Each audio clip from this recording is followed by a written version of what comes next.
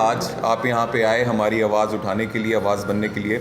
मेरे साथ हमारे टीम के यूथ कांग्रेस के साथी जहाँजेब जी जो नेशनल मीडिया इंचार्ज हैं यूथ कांग्रेस के, वाइस प्रेसिडेंट रिकी डलोत्रा जी, लतीश जी जो सचिव हैं प्रदेश यूथ कांग्रेस के, दिव्यांश जी जो सचिव हैं, और हमारे डिस्ट्रिक्ट प्रेसिडेंट जम्मू के हैप्पी रंधावा जी, सभी यहाँ पे हैं। और आज हम यही आवाज़ आपके ज़रिए लोगों तक पहुँचाना चाहते हैं। ये जो अग्निपथ स्कीम आई है, इससे जो नुकसान हमारी देश की आर्मी को, सेनाओं को हो रहा है, उनसे सबसे पहले तो हमारी आर्मी का स्वाभिमान, परंपरा और अनुशासन में सबसे ज़्यादा ठेस पहुंच रही है।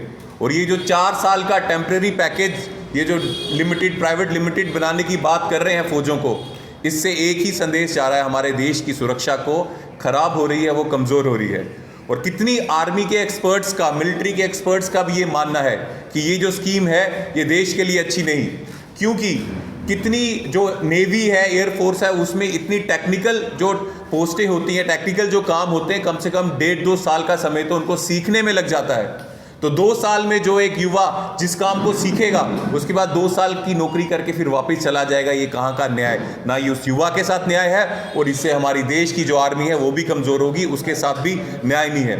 और यहाँ तक अग्निपथ स्कीम की बात करें, अगर जितने युवा वहाँ पे जाएंगे उससे 25% रिटेन होंगे, बाकी सब घर वापस आ जाएंगे। और जो 4 साल की उनकी नौकरी है, पहले 3 साल में 30,000 की उनको सैलरी मिलेगी हर महीने, उसके बाद आखिरी साल 40,000 मिलेगा, और फिर बाद में 5 लाख देकर उनको घर भेज दिया जाएगा। और इन जो देश की सेवा करने जा रहे हैं, जिनको अग्निपथ वीर कह रहे हैं, ना इनको पेंशन मिलेगी, ना इनको आर्मी का रैंक मिलेगा, और ना इनको कैंटीन, जो आर्मी कैंटीन के बेनिफिट्स होते हैं, कुछ नहीं मिलेगा। सिर्फ बेवकूफ़ बनाने का काम बीजेपी सरकार भारत के युवाओं को कर रही है, इसलिए युवा बेवकूफ़ नहीं है जो सड़कों में है। 2,50,000 से ज़्यादा पोस्टें, रेगुलर पोस्टें, तीनों विभाग जो हैं फोर्सेस के, एयरफोर्स, नेवी और आर्मी, इनके 2.5 लाख से ज़्यादा पोस्टें, रेगुलर पोस्ट हैं जिसमें अफसरों की पोस्टें, ये खाली हैं। अगर बीजेपी जो तर्क दे रही है कि हमें युवाओं को रोजगार देना है, तो 2 साल से आपने भर्ती बंद की हुई है, 2.5 लाख से ज़्यादा पोस्टें खाली पड़ी हैं, आपने क्यों नहीं भरी? आपको अगर इतना ही युवा का बात थी, युवा की चिंता थी, तो आपको ये 2.5 लाख पोस्टें पहले भरनी चाहिए थी। आपने यह ना भरकर आप टेम्परेरी लिमिटेड, प्राइवेट लिमिटेड फौज को बनाने चले गए। पिछले 2 साल से जो भर्ती है वो बंद है। काफ़ी लोग, जो भर्ती बंद है उसमें कितने युवाओं ने सुसाइड किया है? हरियाणा और पंजाब में सबसे ज़्यादा लोग हैं जिन्होंने सुसाइड किया, और पूरे देश भर में युवाओं ने सुसाइड किया, क्योंकि इस बीजेपी सरकार ने भर्ती बंद की थी। और उसके बाद जो ये स्कीम लाए हैं अग्निपथ के नाम पे, उसके कारण भी रोष ही बढ़ा है युवाओं के अंदर, जिससे पूरे देश भर में आप जो है न्यूज़ सुन रहे हैं।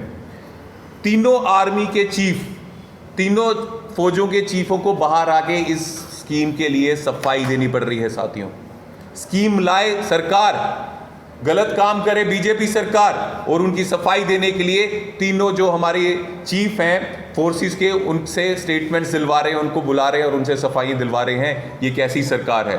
हम पूछना चाहते हैं बीजेपी सरकार से, जब ये अग्निपथ स्कीम आपने लाई, तो इन तीनों आर्मी चीफ जिनको बुला रहे हो, इन तीनों फोर्सेस से क्या कोई सजेशन आया था कि आप हमारी आर्मी को टेम्परेरी कर दो?